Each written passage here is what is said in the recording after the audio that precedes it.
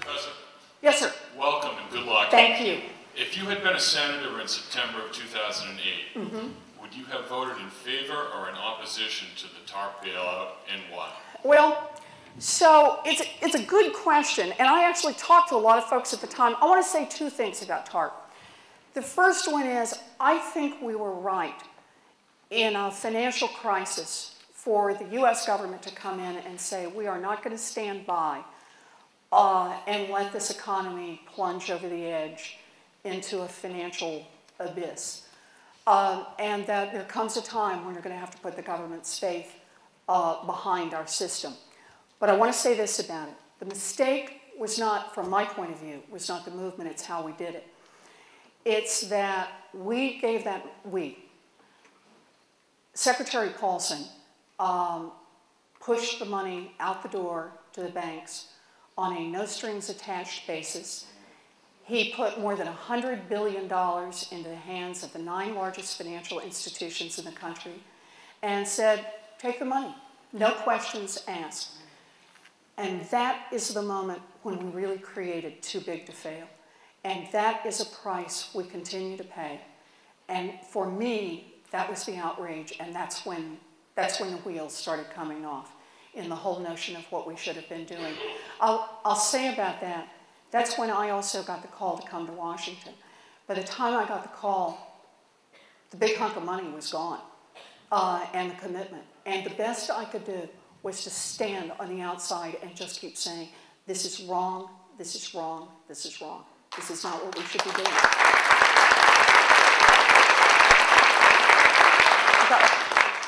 I wanted to ask about one of the biggest deductions that most Americans enjoy, and that's mortgage interest deduction. And I know a lot of Republicans are making comments about how they would like to do away with that. Since housing is key to our country's well-being and taxes are also so critical, could you talk with us about the mortgage interest deduction? I'd be glad to talk about that, but if you'll let me, Kathleen, what I want to do is expand it just a little bit. I think this whole question about home ownership is a really important one that we need to talk about. America has really pushed home ownership. We do not have the highest home ownership rates among developed economies, but we're on the upper end. Home ownership has come to mean in the United States real financial stability. I will say up until, can we do this as of until about 10 years ago, when the wheels really did come off on that one. And the meaning of this crisis, when the financial services industry figured out that they could make literally billions of dollars by persuading people to take on mortgages that were destined to fail. You knew they were going to fail. We knew it, you could tell it from the numbers. People weren't qualified. The teaser rate mortgages that you would be able to pay your mortgage payment for 24 months, but in the 25th month, you literally would have to either refinance for a big fee or lose the house.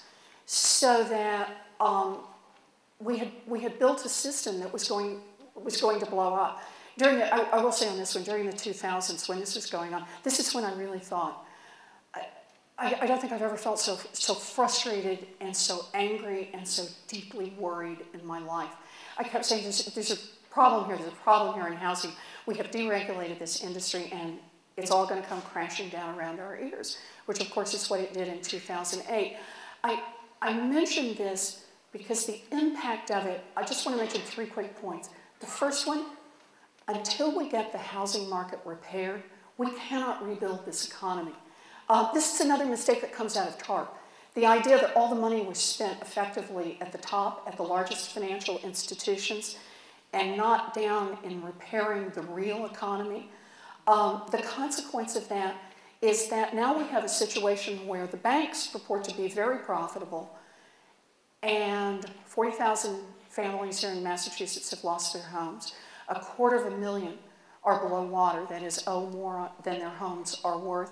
And the economy, a willing buyer and a willing seller can't get together because you've got this huge mortgage in between. And how those two pieces are going to be brought together just can't happen. So that's number one. Number two is that the impact on families is more than just folks who lose their homes. You know, a home was the #1 retirement plan in America. Pay off your home and live on your Social Security. And if you got lucky, you got to stay in your home until you died and pass it on to your children. And if you didn't get lucky, then you used that home to be able to pay for nursing care or medical care or whatever else you needed. And that has been wiped out. In the trillions in home value, people don't talk about what the impact has been on families, people who can't borrow, who can't sell their homes, who can't use their homes and then downsize and take cash out. The third one I just want to say is about wealth transfer between generations. Home ownership among middle-class folks, that's the #1 way it happens. And this particularly has hit minority communities hard, African Americans and Latinos disproportionately, but it's hit all families. When they got wiped out on housing value, when they got sold these crazy mortgages that wiped out so much of the value, it has an effect not only on that family, but generationally. The money that would have been used to send somebody to college, the money that would have given somebody else the start in life, the next generation the start in life, has been wiped out, and we've undercut that one completely. So I mention all these by way of just saying, because I'm doing long answers even though I probably shouldn't be, housing is a core part of our economic stability. I think that means that tax policy, I think, appropriately supports it. We need to think about how it's done, but I think it does, and I also think it's going to be a question of what we're going to do with Freddie and Fannie. I don't want to take on a bigger question than we've got here, but the whole notion of how it is we back up a mortgage market and make it work. These are all critical critical issues for how we rebuild America's middle class, because housing, healthcare, income, all right at the core of how it works. So I don't pull this down to a good answer to what you gave. That's the best I can do, is to tell you about what I see as the major forces that are playing into this. I hope that's helpful. Okay. What is your stance with regard to the health bill that's been drafted and implemented? So I'm a believer in that we need healthcare reform. I supported what we did. I would like to have seen, in many ways, I would like to have seen more. I want to say, here in Massachusetts, I'm very proud of the fact that we took the first step. We are now struggling, which is coverage. We are now struggling with the second question, which is affordability, which we have not yet managed here in Massachusetts. The rest of the country is still hung on the first step.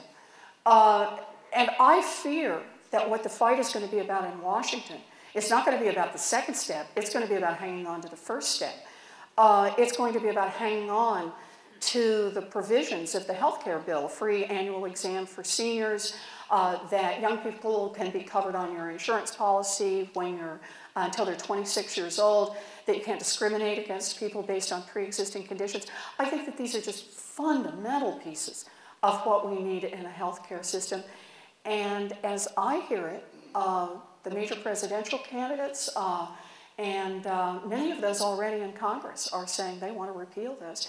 And I think that is a terrible mistake. I would be completely opposed to that.